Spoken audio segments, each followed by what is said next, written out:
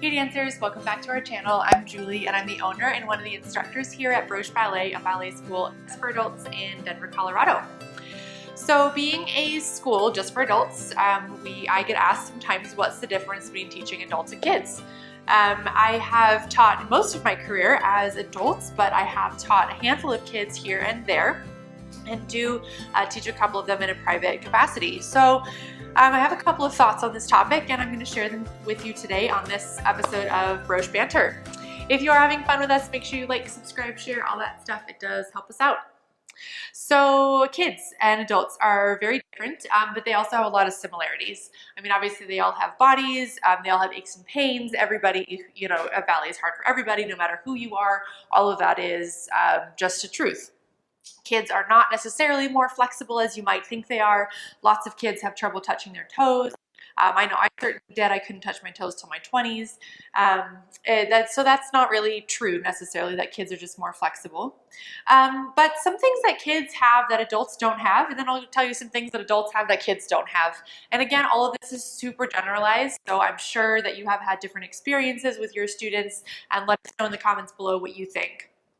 So kids copy really, really well.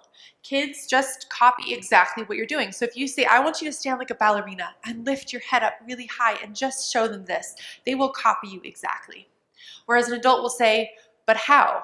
How specifically? Which muscles should I engage? I feel like I'm sticking my chest out.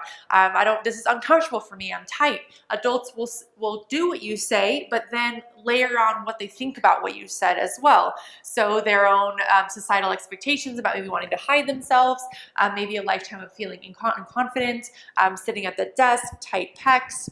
So they don't copy the same way that a kid will just copy exactly what you're doing.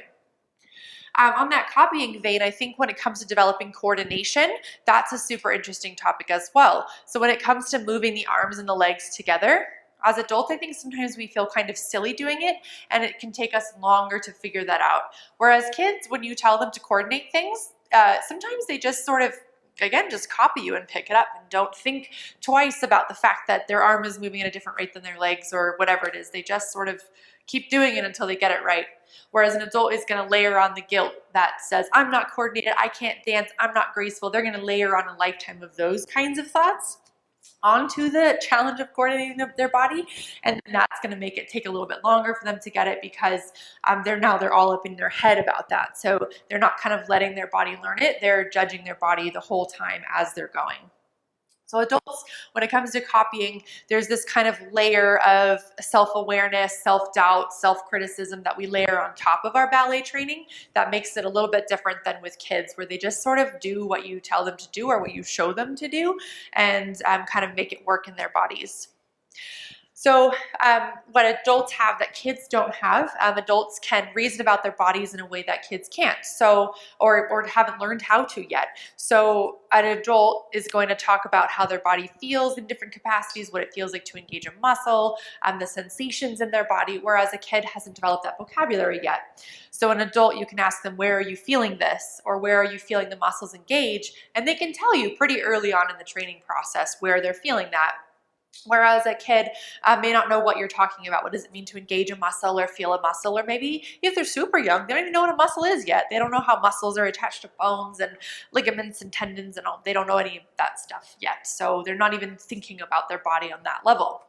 But as adults, we can kind of be more cerebral about it and understand some of these deeper concepts anatomically earlier on in our training, because we already kind of know about that part of our bodies. So I do see adults kind of get the deeper fundamental ideas a little bit quicker. While they can't always implement it right away because they're sort of judging themselves all the time, they do sometimes get the cerebral idea sooner than a kid will. In fact, we'll often get adults who come back after having not danced since kids, and they'll say how fascinating it is to learn all of this stuff from this perspective as an adult, and like how you would do it, why it works, how physics works, how anatomy works, and kind of learning it at a whole deeper cerebral level than what a kid would learn it as. I think one last thing I'll leave you with is kind of the intention of the training. I think when we have adults who come back from either a long break or who've never done it before. It's a sort of a different feeling in terms of why they want to do it. I think when you have an entire lifetime of pent-up desire for it, that desire is super, super strong and intense. This is not to say that kids don't have that intense desire, but sometimes as an adult, it's so much stronger and you're willing to grasp it so much harder. Even if your body doesn't always do it perfectly right away, you're really sometimes more willing to put in that grit and effort because you've wanted it your entire life. You are making this choice consciously. There is no one to hold you accountable except for you. You have to decide every single day to keep coming back to the studio, and that's sort of a cool thing where it's a lifetime of desire of doing it that you can finally fulfill. That can be super, super powerful for adults and a really fun thing to be a part of the process and just super cool in that way. Adults are such a joy to teach and so much fun to teach. Kids are awesome too. They've got their own fabulous things going on, but obviously as the owner of an adult ballet studio, I really, really, really have a soft spot in my heart for adult dancers, for the joys that they go through, for the struggles they go through, and for being able to have an adult conversation about your body, about life, about confidence, about everything that goes around ballet beyond just ballet itself. So dancers, if you are an adult dancer or you are a teacher who works with kids and adults, or you just have an opinion on this topic, let us know in the comments below. We love, love, love to talk about, discuss, debate this topic because it's so much fun. We love being able to share ballet with everybody out there, including you. So thanks so much for joining us, and until next time, take care.